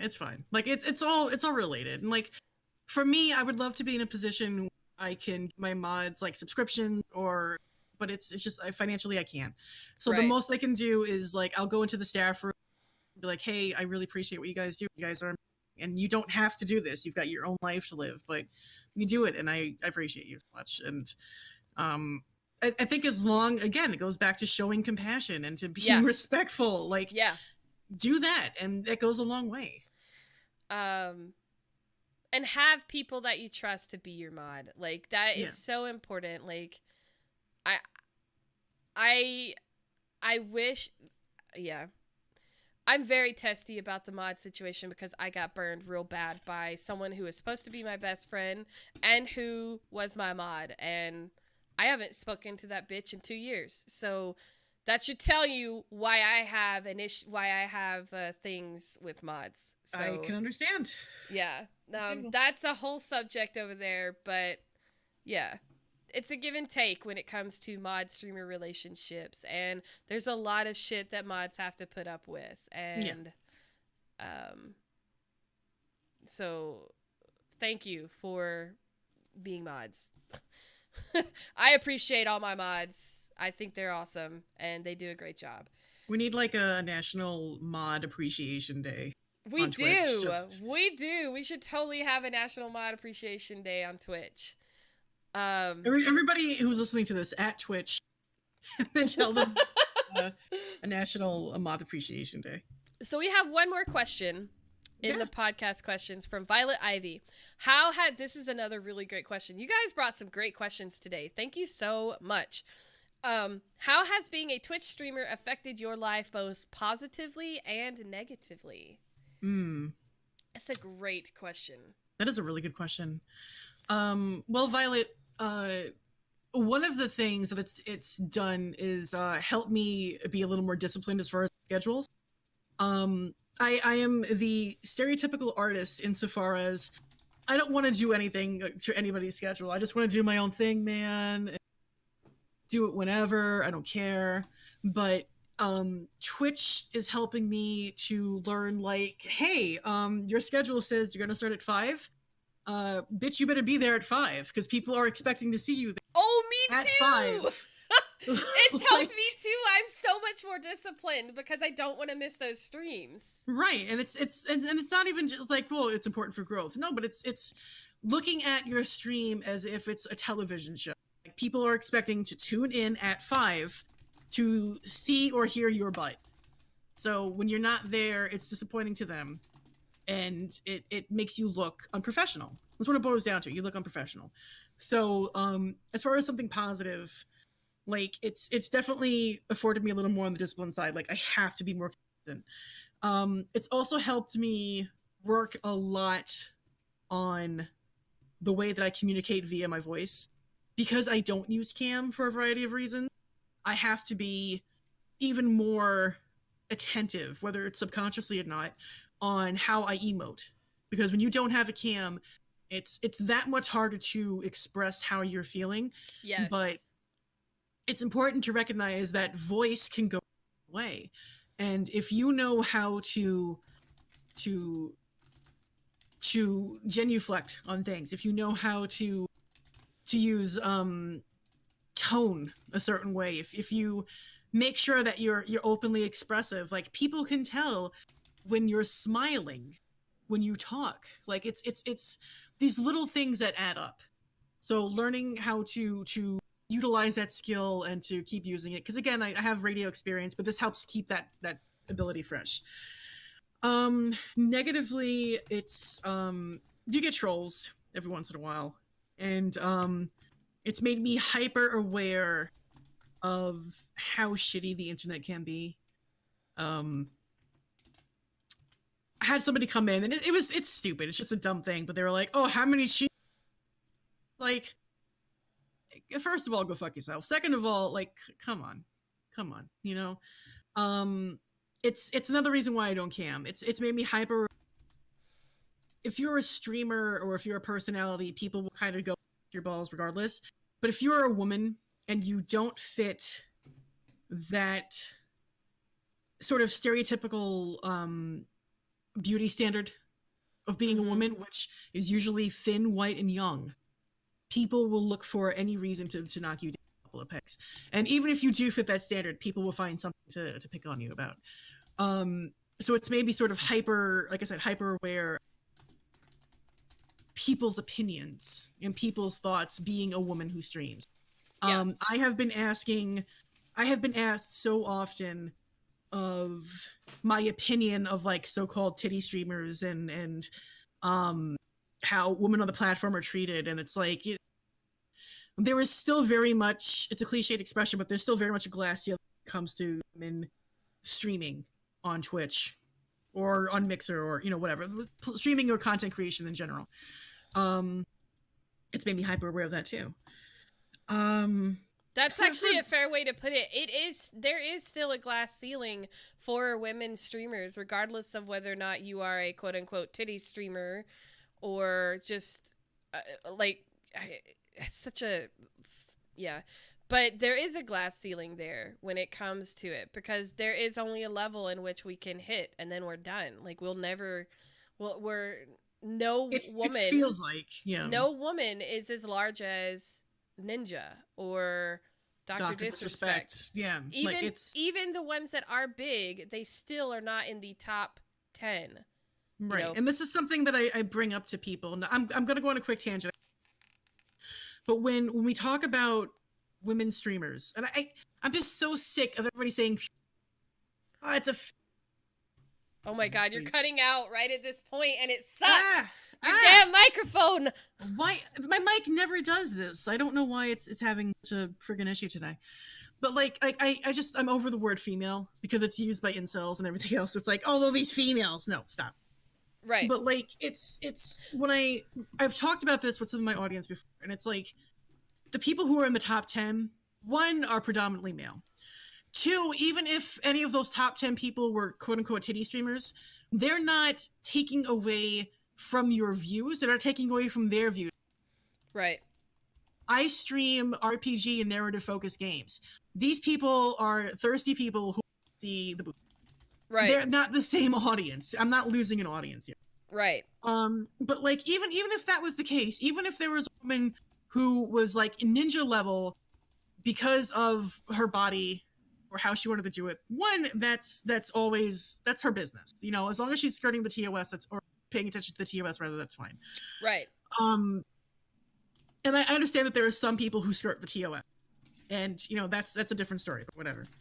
And it's I don't want to get into it. It's a whole thing. Right. But like it's truthfully speaking, it's like women are fighting an uphill battle when it comes to being influencers or content creators, because streaming and gaming culture is a microcosm of society. And the way that we treat women, generally speaking, is pretty shitty. So when we see people not taking women seriously, not taking their critique, taking purely on the fact that they're women, it's unsurprising, but it's still disappointing. Yeah. And that, I think, is a large reason why we don't have a lot of women in the top 10, because more people who game specifically want to see other men play, or they want to see men predominantly play, despite the fact that 45% of gamers are actually women. So it's It's true. You know, it's at least according to the recent ESAs. Mm-hmm. So I mean, there's a lot to unpack with this, but like I said, like to wrap it all up, it's like women are not given a fair, like, we're like, if the starting line is back there, and it's even worse if you're a black woman or if you're a woman of color. Like let's address that real quick, because that's compounded too. But God, like it's so frustrating, and I know this is a long, so I apologize, but that's some of the negativity that you have to deal with, specifically being a woman on a platform like this. You can't control who comes into your stream. You can't control how people perceive you. You can't control how somebody's going to walk away. You just can't. Right. But you can do what you can to mitigate it and be as kind and compassionate as you can, while also having a backbone and going, I don't need you here. You know, this is not who I want in my channel, and you are not who I want to cater to. So it's again, we talking about balance, wanting to stream and not wanting to be around people who are going to treat you like you're scum because you're a woman. Yeah. And with that, we're going to end the podcast, guys. Thank you for the awesome questions. We're actually running over time. Sorry. So, no, it was great discussion, and we didn't even hit all the questions I had sent you, and you know what? That's okay. But yes, so you guys are amazing. Thank you for those awesome questions. You guys, don't forget to check out Lady Goggles. Where and when can we find you streaming? Sure. So I am over on _Goggles on the Twitch and on the Twitters and on the Instagrams. I stream every Sunday, Monday, and Tuesday evening at 5 p.m. EST. We're actually playing through Detroit Become Human right now, so you can hear me be really salty about that game. I hope you'll come check us out and tell me what you think. Give me your narrative. Hopefully we'll see you there. All right. Thank you so very much for joining me. This was an awesome podcast. I was hoping that the conversation would go the way it was going. So when I first entered, I was like, yes, join my podcast. And this is exactly why. It was a great conversation. Thank you so much for coming on. No, thank you for having me, really. It was an absolute... I didn't pontificate at length too much. So guys, this has been a Girl Streamer podcast. Thank you so much for listening. Girl Streamers is partnered with Loot Crate, Simple Jerky, UN Racing Chairs, Glom Tom, Sennheiser, and Hummel Bundle. And links to all these partners are down below, so please feel free to click. Thank you for all of your support. Please follow us. Please follow us at Girlstreamers on Twitter, Twitch, YouTube, and Instagram. If you have any questions or would like more information, you can visit our website at girlstreamers.com and contact us through there. You can subscribe to us on Twitch. Don't forget, when you do, you get access to our Discord fan channel, so you can talk to these awesome ladies like Lady Goggles. You can buy some super cool gear in our online shop at designbyhumans.com/shop/Girlstreamers. You can find Lady Goggles on Twitter at lady__goggles. That is LADY_GOGGLES.